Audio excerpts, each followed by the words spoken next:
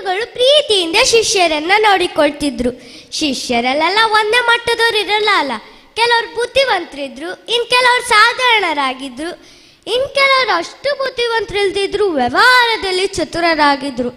ಅದರಲ್ಲಿ ಒಬ್ಬ ಮಾತ್ರ ಶುದ್ಧ ಬೆಪ್ಪ, ಏನೇನು ವ್ಯವಹಾರ ಜ್ಞಾನ ಇರಲಿಲ್ಲ. ಗುರುಗಳಿಗೆ ಅವನ ಬಗ್ಗೆ ಬಹಳ ಚಿಂತೆ. ಭಾರೀ ಬರಗಾಲ ಬಂತು, ಜನ ಕೂಟಕ್ಕತ್ತಿ ಇಲ್ದಿದ್ದಂಗಾಯ್ತು. ಇನ್ನು ಆಶ್ರಮಕ್ಕೆ ಯಾರು ದಾನ ಕೊಡ್ತಾರ್ರಿ? ಆಶ್ರಮ ಮುಚ್ಚೋ ಸ್ಥಿತಿ ಬಂತು.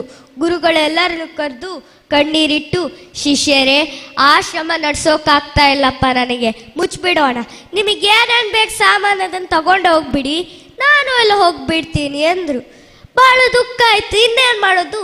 ಎಲ್ಲರೂ ಗುರುಗಳಿಗೆ ನಮಸ್ಕಾರ ಮಾಡಿ ಆ ಸಾಮಾನನ್ನೆಲ್ಲ ತಗೊಂಡೋದು. ಈ ಪೆದ್ದ ಶಿಷ್ಯ ಇದ್ನಲ್ಲ, ಅವನಿಗೇನು ಉಳಿಲಿಲ್ಲ. ಅವನಿಗೆ ಬೇಕು ಅಂತಲೂ ಗೊತ್ತಿರಲಿಲ್ಲ. ಸುಮ್ಮನೆ ಗುರುಗಳ ಹತ್ರ ಬಂದು ಕೂತ್ಕೊಂಡ್ಬಿಟ್ಟ. ಗುರುಗಳು ಅವನನ್ನು ಕರೆದ್ರು. ಅಯ್ಯೋ, ನನ್ನ ಕಡೆಯಿಂದ ಕೊಡೋಕೆ ಏನೂ ಇಲ್ವಲ್ಲ ಹುಡುಗ, ಎಲ್ಲ ತಗೊಂಡೋದ್ರು, ಸುಮ್ಮನೆ ಕೂತಿದ್ಯಲ್ಲೋ. ಆಯಿತು ಬಿಡು, ಇನ್ನೇನು ಮಾಡೋದು? ಈ ಆಶ್ರಮದಲ್ಲಿ ಒಂದು ಕತ್ತೆ ಇದೆ, ಅದನ್ನೇ ನನ್ನ ಆಶೀರ್ವಾದ ಅಂತ ತಗೊಂಡೋಗಿ ನಿನ್ನ ಜೀವನ ಮಾಡ್ಕೊ ಅಂತ ಕಳಿಸಿ ಅವರು ಅವ್ರ ದಾರಿಗೆ ಹೋದ್ರು. ಶಿಷ್ಯ ಕತ್ತೆ ಹೊಡ್ಕೊಂಡೆ ಹೊಟ. ಅವನಿಗೆ ಊಟಕ್ಕಿಲ್ಲ, ಏನು ಕತ್ತೆಗೇನಾಗ್ತಾನೆ ಪಾಪ. ನಡ್ಕೊಂಡು ಹೋಗ್ತಾ ಹೋಗ್ತಾ ಒಂದು ಊರಿನ ಹೊರಭಾಗ ಬಂದಾಗ ಕತ್ತೆ ಏನಾಯ್ತೋ ಪಾಪ ಸತ್ತೋಯ್ತು. ಬಹಳ ದುಃಖ ಆಯಿತು.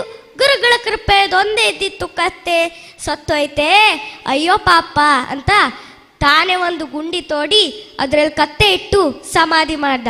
ಸಮಾಧಿ ಸುತ್ತ ಕಟ್ಟೆ ಕಟ್ದ. ದಿನಾನು ಹೂವು ಹಾಕಿ ಪೂಜೆ ಮಾಡ್ತಿದ್ದ. ಬೆಳಗ್ಗೆ ಸಾಯಂಕಾಲ ಆರತಿ ಮಾಡ್ತಿದ್ದ.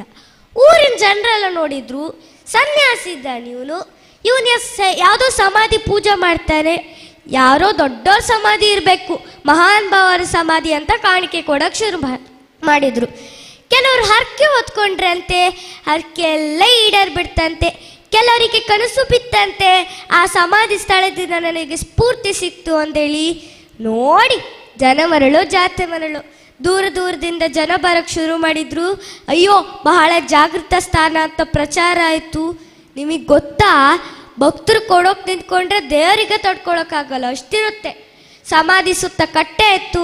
ಕಟ್ಟ ನಂತರ ಮಠ, ಮಂದಿರ, ಆಶ್ರಮವೇ ನಿರ್ಮಾಣವಾಯಿತು. ಈ ಪೆದ್ದ ಶಿಷ್ಯರ ಗುರುಗಳಿದ್ರಲ್ಲ, ಅವ್ರ ಪಾಪ ಊರಿನಲ್ಲಿ ತನ್ನ ಹೊಟ್ಟೆಪಾಡಿಗೆ ಯಾರೊಬ್ರು ಹೇಳಿದ್ರಂತೆ, ಬಹಳ ಜಾಗೃತ ಸ್ಥಾನ, ನಿಮಗೂ ಅಲ್ಲಿ ನೆಲೆ ಸಿಗ್ಬೋದು ಅಂತ ಹೇಳಿದರು. ಗುರುಗಳ ನೆಲೆ ಕೇಳ್ಕೊಳ್ಳೋಕೆ ಇಲ್ಲಿ ಬಂದ್ರಂತೆ. ಇಲ್ಲಿನ ವೈಭವ ಕಂಡು ಬೆರಗಾದ್ರು. ಅದು ಯಾವ ಮಹಾತ್ಮನ ಸಮಾಧಿನೋ. ತಾವು 3 ಸುತ್ತಾಕಿ ನಮಸ್ಕಾರ ಮಾಡಿದರು. ಸಂಜೆ ಮಠದ ಸ್ವಾಮಿಗಳು ಪೂಜೆ ಮಾಡೋ ದೃಶ್ಯ ನೋಡಬೇಕಲ್ಲ, ಸಾವಿರಾರು ಜನ ಬಂದು ಸೇರ್ಕೊಂಡಿದ್ರು. ಅದರಲ್ಲಿ ಗುರುಗಳು ಬಂದಿದ್ದು. ಯಾರ ಆ ಮಠದ ಸ್ವಾಮಿಗಳು ಅಂತ ನೋಡೋಕ್ಕೆ. ಮಠದ ಸ್ವಾಮಿ ಒಂದು ಆರತಿ ಮಾಡಿದ್ರು. ಎಲ್ಲ ಇವನು ನನ್ನ ಶಿಷ್ಯ, ಪೆದ್ದ ಶಿಷ್ಯ, ಇಲ್ಲಿ ಇವನೇ ಗುರುನಾ ಅಂತ ಅಂದ್ಕೊಂಡ್ರು. ಗುರುಗಳಿಗೆ ಶಿಷ್ಯನ ಗುರ್ತ ಸಿಕ್ತು. ಆ ಶಿಷ್ಯ ಆರತಿ ತಟ್ಟೆ ಇಟ್ಕೊಂಡು ಹೊರ ಬಂದಾಗ ಗುರುಗಳನ್ನು ನೋಡ್ದ. ಗುರುಗಳೇ ಅತ್ತ ಓಡಿ ಬಂದ, ಕಾಲಿ ಬಿದ್ದ. ಒಳಗೆ ಹೊರಕೊಂಡೋಗಿ, ಗುರುಗಳೇ, ನೀವು ಬಂದಿದ್ದು ಬಹಳ ಒಳ್ಳೆಯದಾಯಿತು, ನೀವೇ ನಡೆಸಿ ಆಶ್ರಮನ, ನಾನು ನಡ್ಸೋಕ್ಕಾಗಲ್ಲ, ನನಗೇನೋ ಗೊತ್ತಾಗಲ್ಲ ಅಂದ. ತನ್ನ ಕೈಯಾರ ಊಟ ಮಾಡಿಸ್ದ, ಪಾದ ಪೂಜೆ ಮಾಡಿ ಕಾಲು ಮುಟ್ಟು ನಮಸ್ಕಾರ ಮಾಡ್ದ.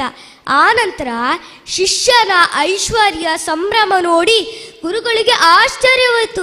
ಅಯ್ಯೋ, ನಾನಿನ್ನ ಎಷ್ಟು ದಡ್ಡ ಅಂದ್ಕೊಂಡಿದ್ನಲ್ಲೋ ಮಾರೆಯ, ನೀ ಅಂತೂ ಅಪ್ಪ ಪವಾಡ ಪುರುಷರ ಬೆನ್ನತ್ತಿ ಉದ್ಧಾರ ಆದ್ಯಪ್ಪ. ಹೌದು, ಆ ಪವಾಡ ಪುರುಷ ಯಾರು? ಒಂದು ಸಮಾಧಿ ಇಷ್ಟು ಜಾಗೃತವಾಗಿದೆ ಅಂತ ಕೇಳಿದ್ರು ಗುರುಗಳು. ಅದಕ್ಕೆ ಶಿಷ್ಯ ಹೇಳ್ದ, ಗುರುಗಳೇ, ನನಗೆ ಯಾವ ಪವಾಡ ಪುರುಷನೂ ಸಿಗಲಿಲ್ಲ. ಆಶ್ರಮದಿಂದ ಹೊರಡುವಾಗ ಒಂದು ಕತ್ತೆ ಕೊಟ್ಟಿದ್ರಿ, ನೆನಪಿದೆಯಾ? ಅದು ಸತ್ತೋಯ್ತು. ಆ ಸಮಾಧಿ ಕತ್ತೆದೆ, ಮತ್ತು ಯಾವ ಪವಾಡ ಪುರುಷರಿಲ್ಲ ಅಂದರು. ಗುರುಗಳು ತೆಗೆದ ಬಾಯಿಯನ್ನೇ ಮುಚ್ಚಲಿಲ್ಲ. ಸ್ನೇಹಿತರೆ, ಸಮಾಧಿ ಒಳಗೇನಿದೆ ಅನ್ನೋದು ಮುಖ್ಯವಲ್ಲ, ಅದರಲ್ಲಿರೋ ನಂಬಿಕೆ ಇರೋದು ಮುಖ್ಯ.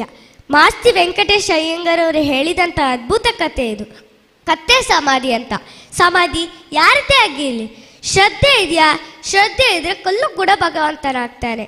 ಶ್ರದ್ಧೆ ಇಲ್ಲದೆ ಹೋದರೆ ಭಗವಂತನು ಕೂಡ ಕಲ್ಲಾಗ್ತಾನೆ. ಧನ್ಯವಾದ.